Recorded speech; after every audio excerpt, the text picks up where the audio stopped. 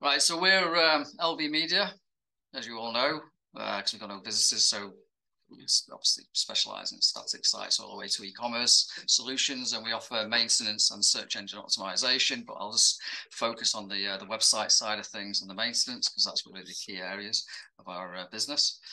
But first off, I'll just go through my hobbies, of which I've started up again since having kids.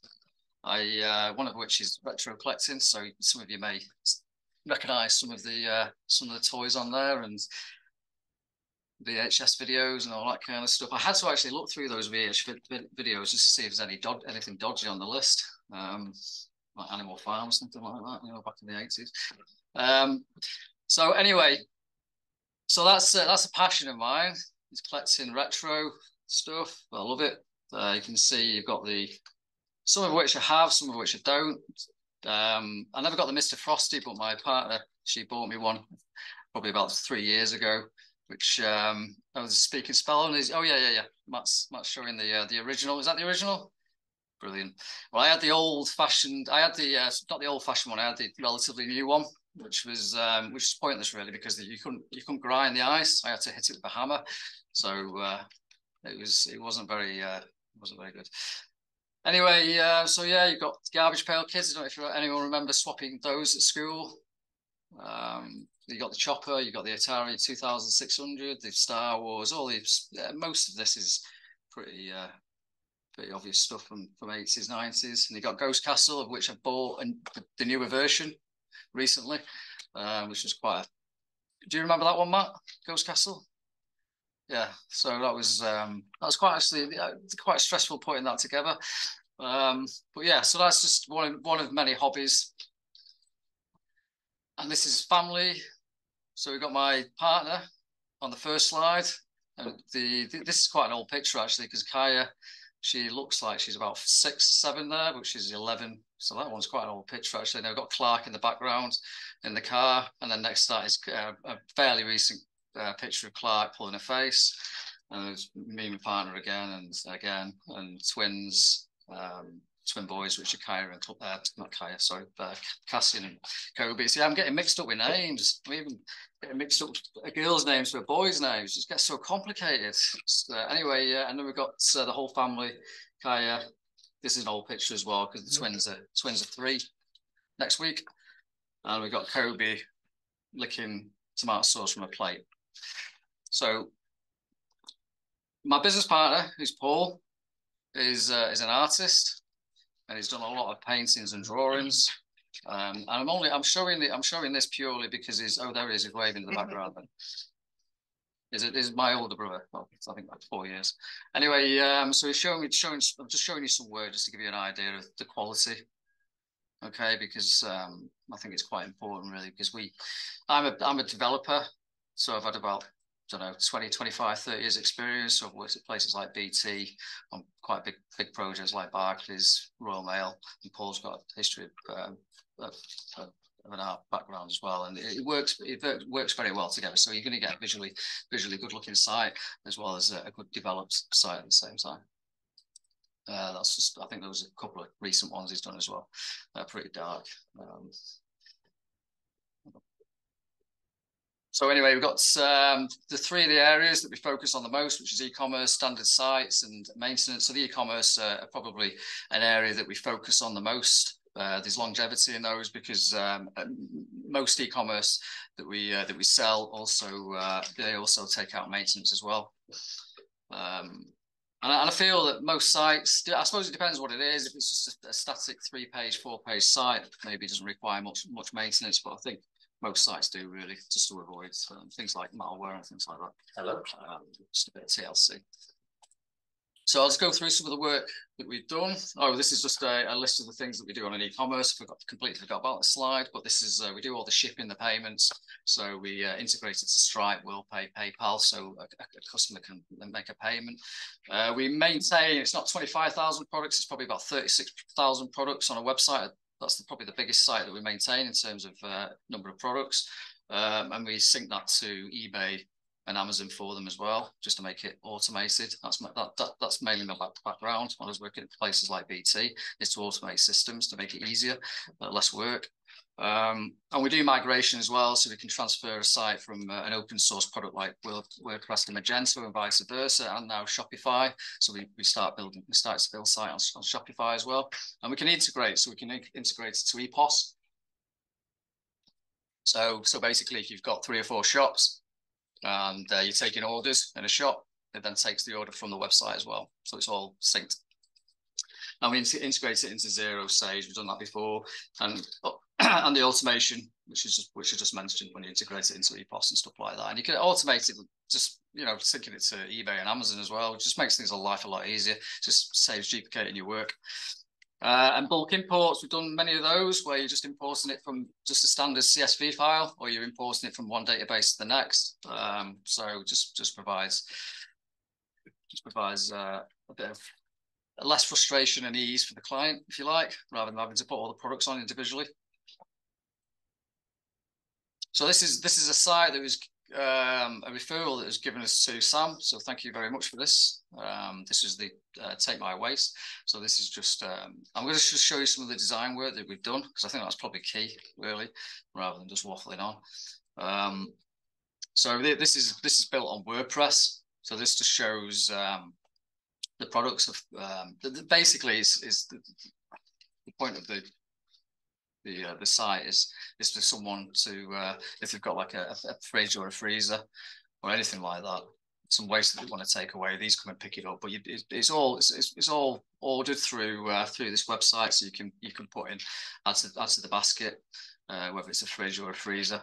And then it goes to the basket. There is a certain element of bespoke work on this. So, for example, the checkout is quite bespoke, because an open source WordPress site or a Magento, most of it's already built for you. It's just a case of making it visually pleasing and integrating certain extensions or plugins, whereas this requires a bit of bespoke work.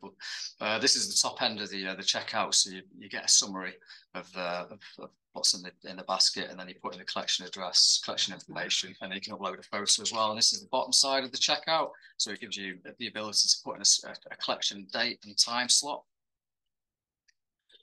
Next one is education for you. This one site we've made quite an additional changes to it, but we did take this one over from a previous company. Now, they spent 12 months on this and it was unfinished. I think the spend altogether was about £8,000, £9,000 for it. So we've improved on it and we got it live within 3 or 4 weeks, because it was important, obviously, to get a return for their investment. So the change that they required, there was a list, so we broke them into stages. So we wanted to get it live ASAP, so we did what was important. So yeah, that was quite a good one. And plus, I think there's about 200 gigs worth of data on this one. So because they sell a lot of educational videos, tuition videos for the parents to teach their kids maths or something like that. So the level of it required a dedicated server for this, so we do offer those type of services. That's just the basket where they're adding the tuition videos. And then standard websites, we mainly built them on WordPress, but we can use other open source platforms. But 90% of the time it's WordPress. It comes with a content management system. I'm sure many of you already know what WordPress is, where the client can make updates themselves. And then you've got we've done multi-sites where, for example, a trust school, has, I think it's about 16 schools altogether. So rather than doing them as individual sites with individual administration areas, we synced it all into one. So when they log in, they can select which school it's about and then make the changes to the page and all that kind of stuff. We also provide the SSL certificate standard for every single site, which is the lock that goes in the top right-hand corner. The left-hand corner of the URL bar, and then the hosting as well. So this is these are a few recent sites that we built. So this one's FumeTech. We just redesigned this one. This was a customer we've had for about 10 years. They gave us a good testimonial as well, because we do their SEO and AdWords, and they said it saves putting someone on the road, a salesperson on the road. So they're not paying us a huge amount, but they get a really good return.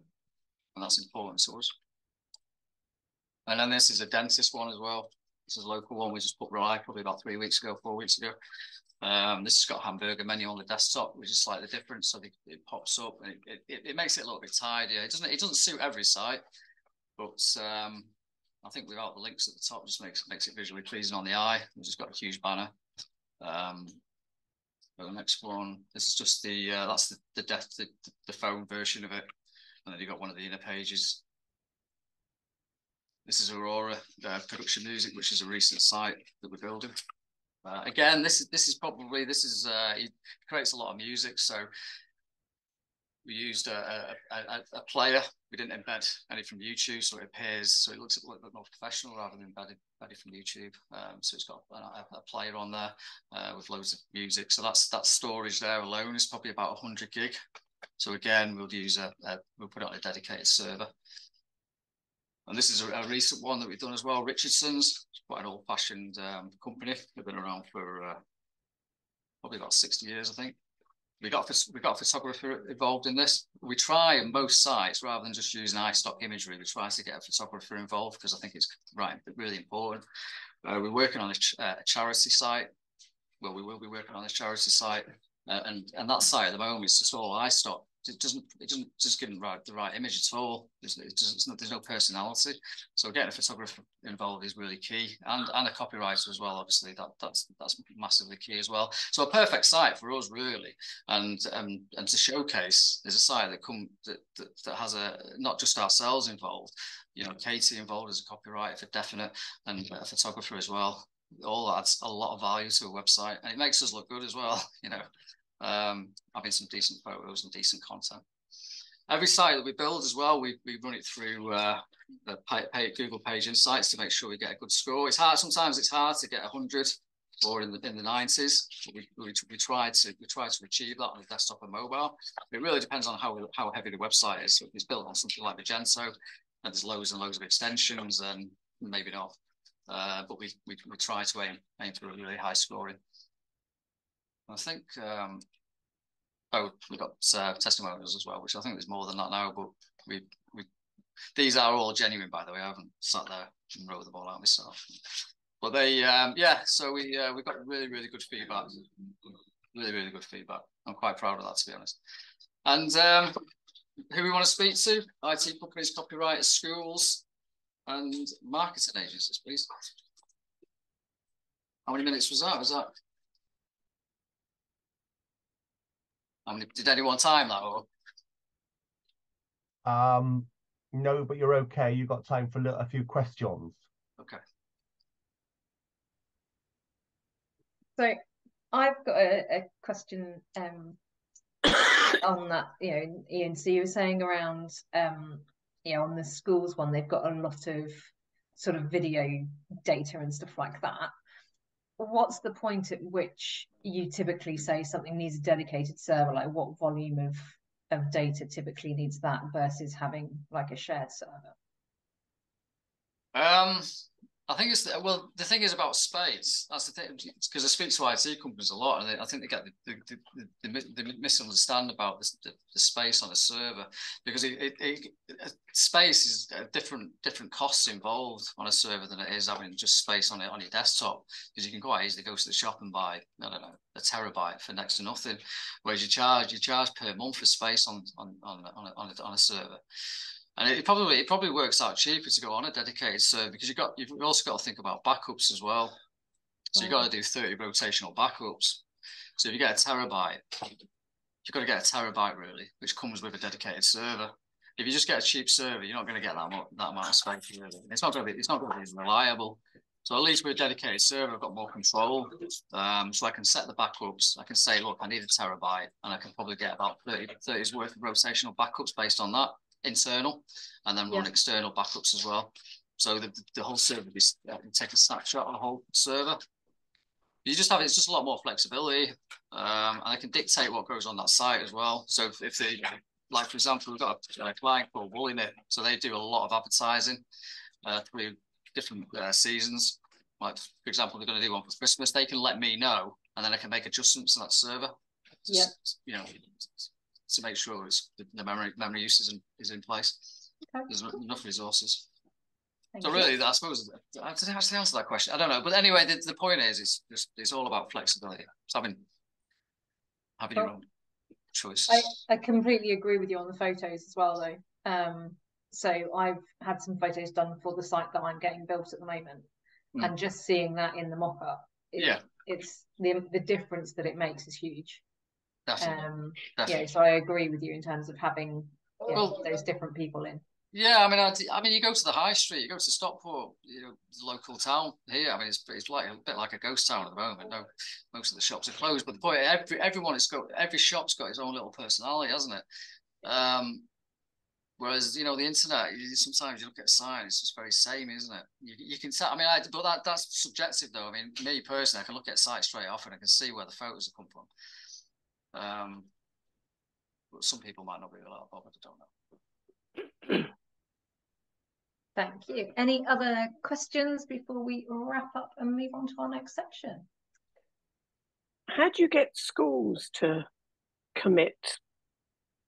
The local schools here, it always seems to be, someone on the PTA knows somebody that knows somebody.